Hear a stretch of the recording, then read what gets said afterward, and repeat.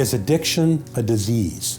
This is really hard for people because they know addicts in their lives who are acting immorally.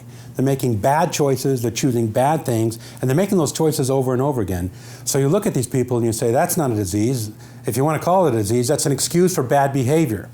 Well, what's a disease? A disease is a disorder of some organ in the body. And with addiction, the organ that's diseased is the brain. The two areas of the brain that are diseased in addiction are the midbrain, which is the area of desire, and the frontal cortex, which is the area of thinking.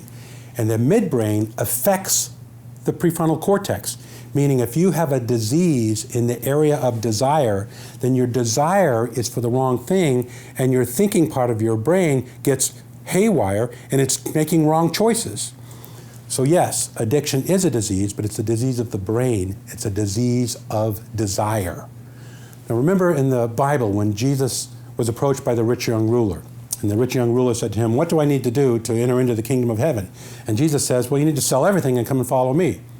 He only said that to that guy. He never made that statement to anybody else in the Bible because he wasn't making a statement about money. He was making a statement about addiction. He knew that guy was addicted to his money.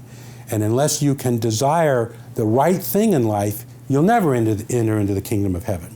We were created by God to desire healthy relationships, first to God and then to others. And if you're substituting anything else to be the object of your desire, then you're going to have to go back to that object over and over and over again because it's not truly satisfying. That's why addicts keep going back to the object of their addiction because they think it's going to be satisfying, but it never is. So they have to go back to it again and again and again. Here's the problem with drugs. They work temporarily.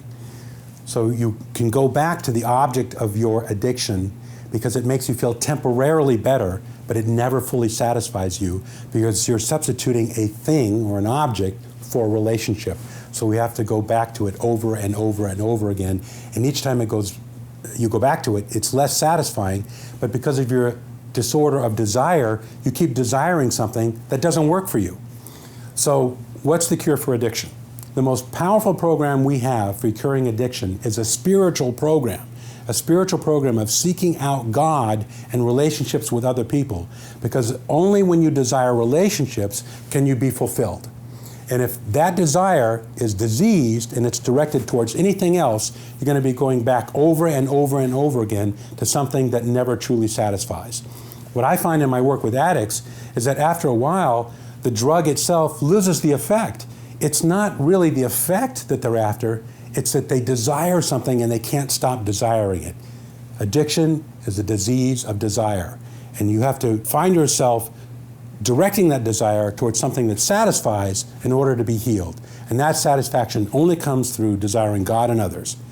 If you have an addiction in your life, you need to pursue something that will satisfy, or you're going to go back to the altar of your addiction again and again and again and never be satisfied. I'm delighted to be able to tell you that my book, Jesus, the Greatest Therapist Who Ever Lived, is now approaching 2 million copies sold worldwide. This book is a psychological look about the teachings of Jesus. We all know his spiritual message, which is what he came to tell us about. But what most of us don't know is that embedded in his teachings are bits of psychological wisdom that are brilliant for how to conduct our emotional lives today. If you want to read more about the integration of psychology in the teachings of Jesus, you'll be able to get a copy and judge for yourself. Is he the greatest psychologist who ever lived? I think so.